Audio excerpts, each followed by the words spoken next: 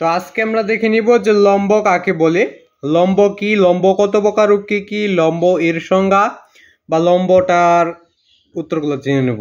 আর যদি লম্বর চিত্র লাগে সেটা কমেন্ট বক্সে বলে যাবা।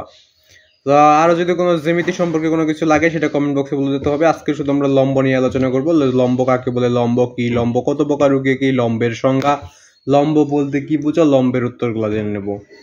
আর চ্যানেল নতুন হয়ে থাকলে চ্যানেলটাকে সাবস্ক্রাইব এবং ফলো করবা, কারণ তোমাদের একটা করে সাবস্ক্রাইব এবং ফলো বা নতুন নতুন ভিডিও করার আগ্রহ যোগায়, তাই সকলে একটা করে সাবস্ক্রাইব এবং ফলো করবা। তো আজকে শুধু আমরা লম্ব কাকে বলে, লম্ব কি, লম্ব কত প্রকার, কি লম্বের সংজ্ঞা, লম্বের পরিচয়, লম্বর গোষ্ঠী সহকারে জেনে নেব। আর যারা যারা চ্যানেল নতুন আছো চ্যানেলটাকে সাবস্ক্রাইব এবং ফলো করবা। আর সকলের প্রতি আমার সালাম, আসসালামু আলাইকুম। তো সকলে সালামের জবাবটা অবশ্যই দিয়ে দেবে।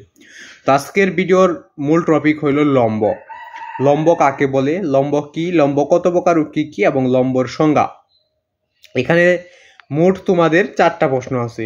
লম্ব কাকে বলে এবং লম্ব কি এবং লম্ব কত প্রকার, কি এবং লম্বের সংজ্ঞা। 4টা প্রশ্ন, এই 4টা প্রশ্নের উত্তর দিয়ে দেওয়া হবে। তো আরো যদি কোনো প্রশ্ন লাগে সেটা কমেন্ট বক্সে বলে যেতে পারো। তো উত্তরটা আমরা দেখে নেই। তো একটি সরল রেখার উপর আরেকটি সরল রেখা যদি খাড়াভাবে পতিত হয় তবে তাকে লম্ব বলে। উত্তরটা কি? যে একটি সরল রেখার উপর আরেকটি সরল রেখা যদি খাড়াভাবে পতিত হয় তাকে লম্ব বলে।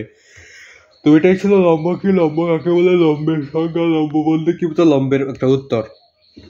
তো আজকে আমাকে এখানে বিদায় নিতে হচ্ছে। আবার দেখা হবে পরবর্তী কোনো একটা ভিডিওতে। তো ভিডিওটা ভালো লাগলে অবশ্যই চ্যানেলটাকে সাবস্ক্রাইব এবং ফলো করে রাখবা।